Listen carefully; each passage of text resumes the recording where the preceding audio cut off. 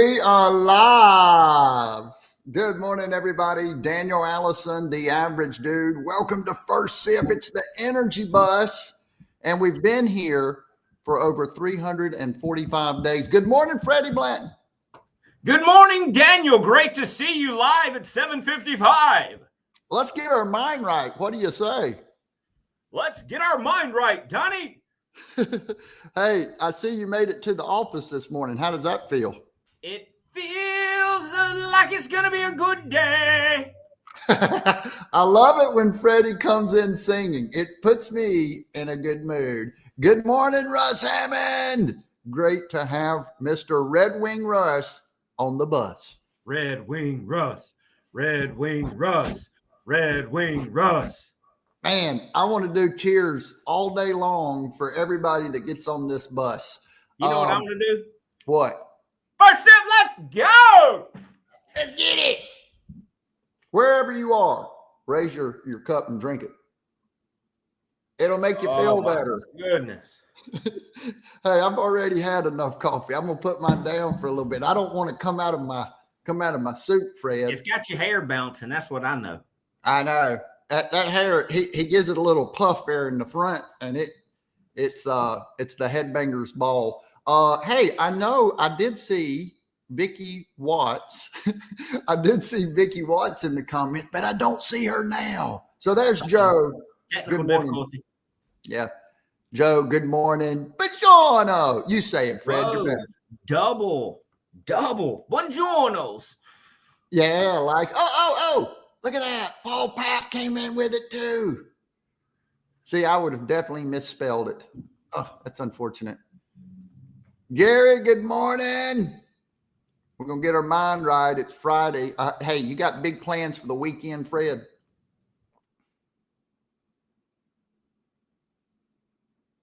Uh-oh. Oh, did I lose you?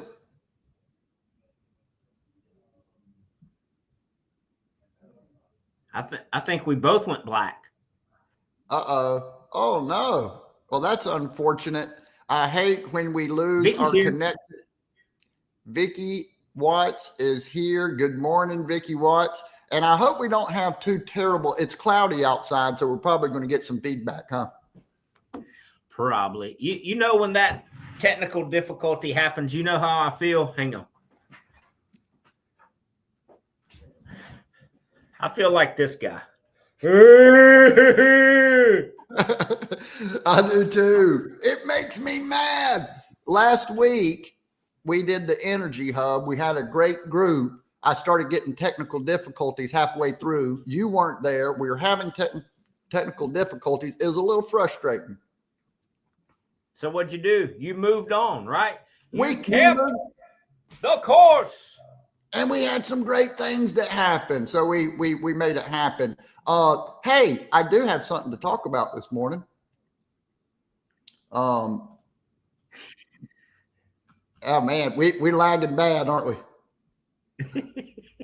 Let's see. Let's see here. We're gonna find. I'm looking for the thing that I was going to talk about this morning, guys. I'm sorry. Yeah. I'm sure it's going to be great. Well, I'm sure it's going to be mind-blowing. I'm very unfortunate that it's very unfortunate that I can't find it, and I apologize. I've never had this happen before. That's what they all say.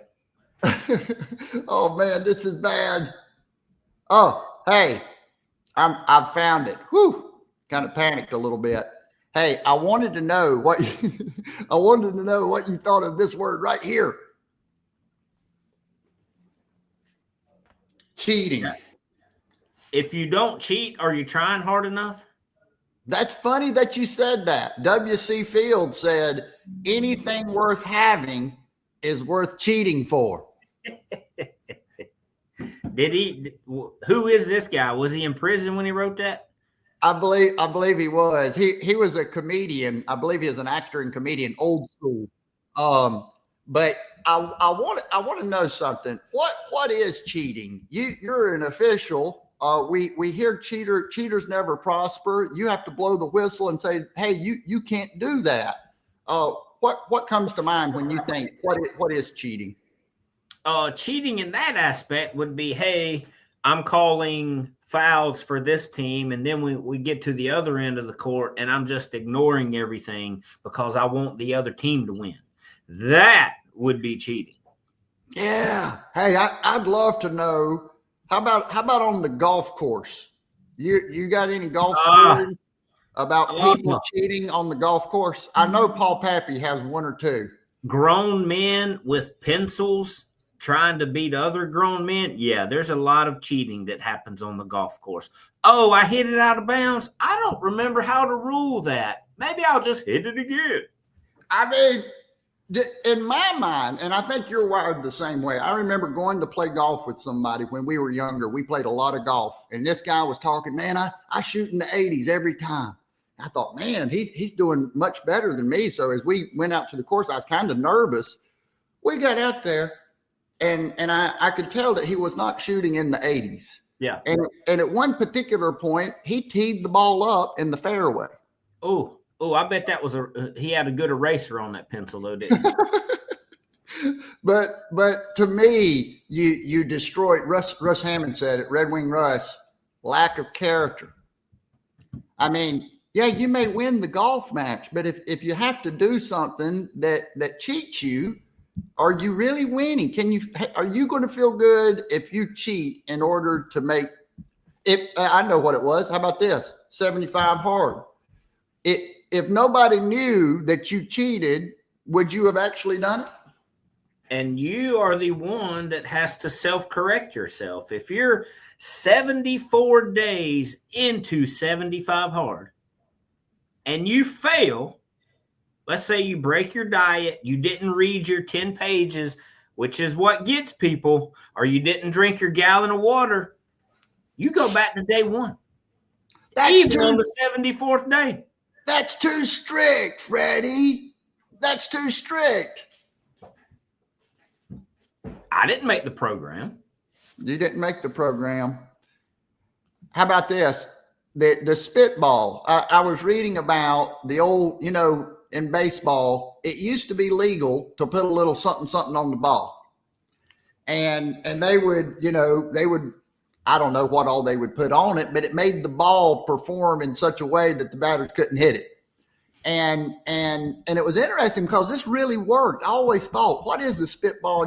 What's the big deal? But this was something that really worked. So they had to change the rules. They had to change the rules in order to do away with something that became what they decided was unfair within this environment. What do you think about something like that? Y'all get rule changes in basketball. What happens when we have to change the rules in order to prevent things that seem unfair from happening? Well, just think about baseball today. When the pitcher is walking back to the dugout, I don't know how often they do it, maybe a few times a game.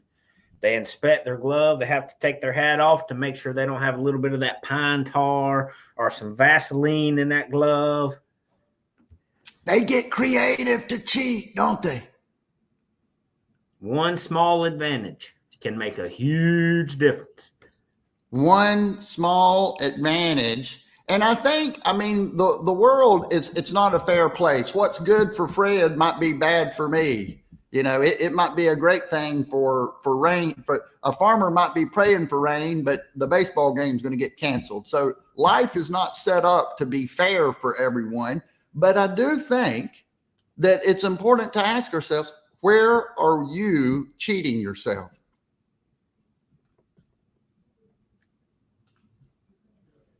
Gary Vanderchuck, he says, there is no cheat code. There is only the work. Let's see what some of our bus riders say here. Gary V. Let's see.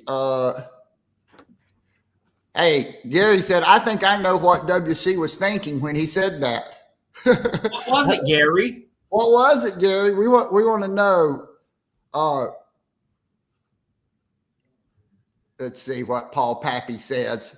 Paul Pappy says, cheating is anything that you have to compromise your values and integrity to achieve.